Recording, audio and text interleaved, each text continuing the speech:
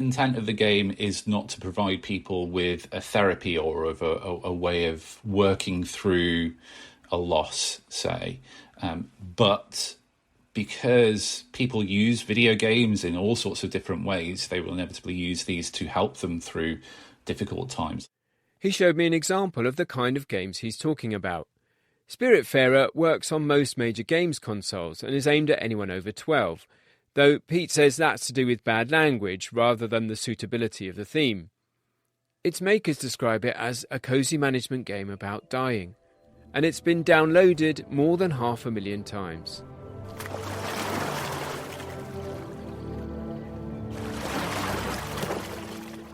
As the game's player, you act as a character called Stella, who helps the spirits she meets and gets to know to fulfill their last wishes before they die.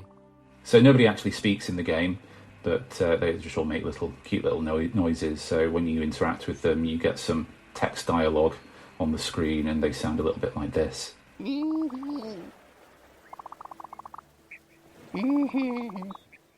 So if we go into my quest list, I've got an objective here, which is that I've got to build his house for him. So a lot of the characters follow a similar sort of path, and you need to complete tasks for them. You need to help them in quests and get them to the point where they're finally happy to let go. And then the last bit of each spirit's journey is that you take them to something called the Everdoor, where they dissipate and they become part of the universe. And that's it. You don't see the character in the game again. What's happening for you personally? Because you've really got into this, haven't you? Yeah, my grandmother died. I'm sorry to hear that. Thank you, yeah. It wasn't entirely unexpected in a way. She was 97, so I started playing it. And one of the characters is a character called Atul. So I was kind of gearing up for this moment where I knew this was the last quest that was coming. But Atul doesn't follow the usual pattern. After you complete the last quest, which is make a lavish meal for everybody, he just disappears. So the last quest is not taking him to the Everdoor, it's going around and asking the other characters where he's gone, and nobody knows. And that is it. You never see him again, and there's no more resolution to his story other than that.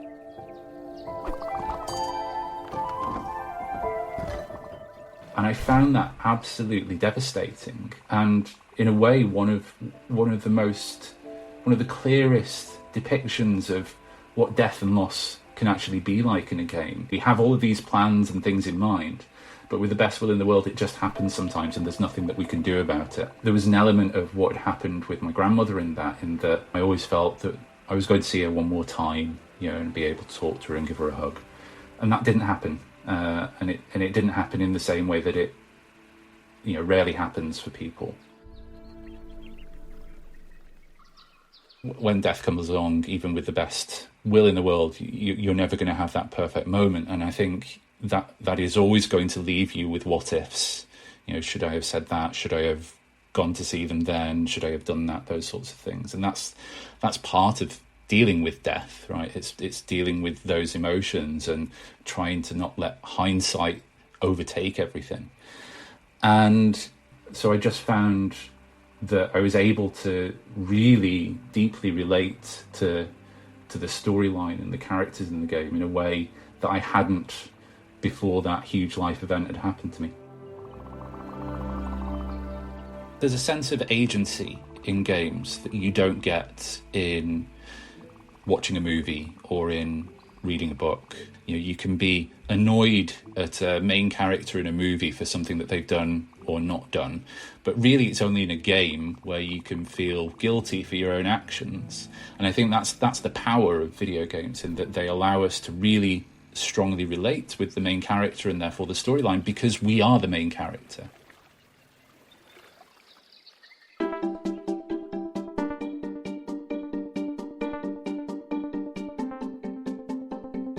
So far, I've looked at different ways of designing games that could help young people with their mental health. I should be clear that nobody's suggesting that any of the games I've talked about should completely replace conventional therapy. And you're about to meet somebody who uses games as part of the therapy she provides. My name is Dr. Kelly Dunlap. I am a licensed and practicing clinical psychologist here in the U.S. in the state of Maryland. Kelly has a catalogue of all kinds of games, including Spiritfarer, that she uses to treat her patients. It's mental health and games. I've either done it, am interested in it, or want to do something with it in the future. Kelly's clients, mostly young people, come to her for all kinds of problems. As part of their therapy, she tells them to go home and play video games. She often recommends gentler ones, the kind we've been hearing about, but she also prescribes, if I can put it like that, more aggressive games if she thinks they're appropriate. It completely depends on the game. So if you have, a AAA title that someone's playing, whether it's Fortnite or whatever, I've asked people in the past to, hey, why don't you go play and see if you can't apply those new anger management strategies that we've been working on, because there's some games that are really good at making people angry. And so it's a great opportunity to practice those kinds of therapeutic skills. And how did you get to a point where you were using video games in your therapy? I was introduced to a teenage boy who had been to 4 or 5 other therapists because he was having anger and acting out issues, some defiance issues, and he just refused to talk. He would not speak to any other therapist. He was completely shut down, and he just scowled and glared at me the entire time. A teenager when they're like, I don't want to be here. This is dumb. I don't want to do this. I was in training, and so I asked him the questions that I had been trained to ask. And of course, he did not answer them because why would he? And then I noticed on his t-shirt, it said, all day I dream about video games. And so I asked him, well, what games do you play? So he's like, well, fine, I play Call of Duty. And so I asked him which one he was playing, whether it was Black Ops 2, which would be the older version, or the latest Modern Warfare that had come out. And when he realized that I spoke his language, that I recognized his passion and his interest in that particular culture, I couldn't get him to stop talking. Games have now become a routine part of the treatment she offers. It takes a couple of sessions for me to generally feel out, okay, I think this would be a good fit. Because not every game that deals with grief is going to be a good fit for that person, or if they're dealing with anxiety or depression or a breakup, I would say. So I'm wondering if maybe you would be open to trying something for homework this week. So not a worksheet, not reading a book, but I'm wondering if you would be open to playing a game that kind of explores some of the themes of grief that you might also be experiencing right now. Do you get resistance from parents who aren't keen on their children spending more time on video games? Not typically. Honestly, not very often, unless that's the reason they're being referred to me. So if someone's coming in for grief and I'm like, hey, why don't you play this game that also explores grief? And then you and I can talk about that experience of playing that game. Because I've played it, and now we have a shared language for talking about grief because we've both played this game. I don't think I've ever had any pushback from parents. For Kelly, the reason gaming can help is that it allows young people to explore thoughts and feelings that, if they confronted them in real life, would be far too scary. They get to practice feeling something like that, or experiencing something like that, or thinking about those kinds of things within the safety of this is just a story. And most importantly, a lot of time it's abstracted. So it's not so on the nose that they get lost in their own feelings, but it's abstracted enough to where they can experience the story, have that sense of safety, and be able to be vulnerable without their own defenses kicking in. But at some point, they do come into collision with the real world. One world is one where you can control things and you can practice things and there are no consequences and so on. Another is you leave your office or leave their bedroom or whatever it is, and then they are in the real world.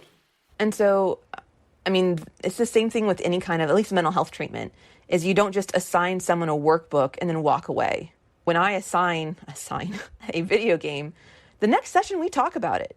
We talk about their experience. We talk about what they noticed. We talk about what resonated and what didn't, what went right and what didn't.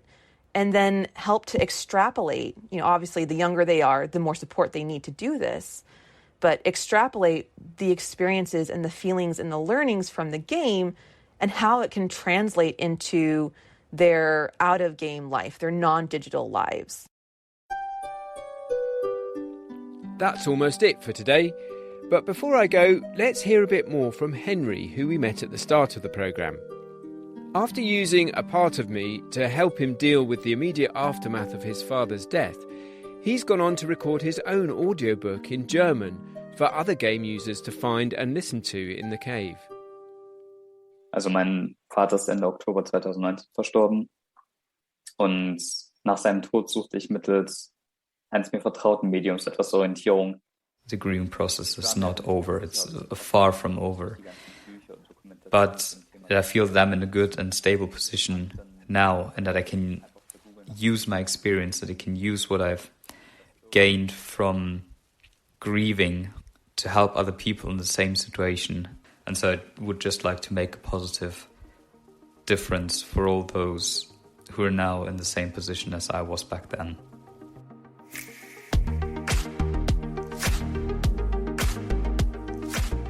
And that's your lot for this week. If you've enjoyed what you've heard today, we've got plenty more solutions for you. Check out our back catalogue. Just search for BBC People Fixing the World wherever you get your podcasts. But for now, thanks for listening. If you were to write a letter to your daughter, what would it say? My name is Namulanta Kombo, and I am the winner of the BBC World Service's first international podcast competition.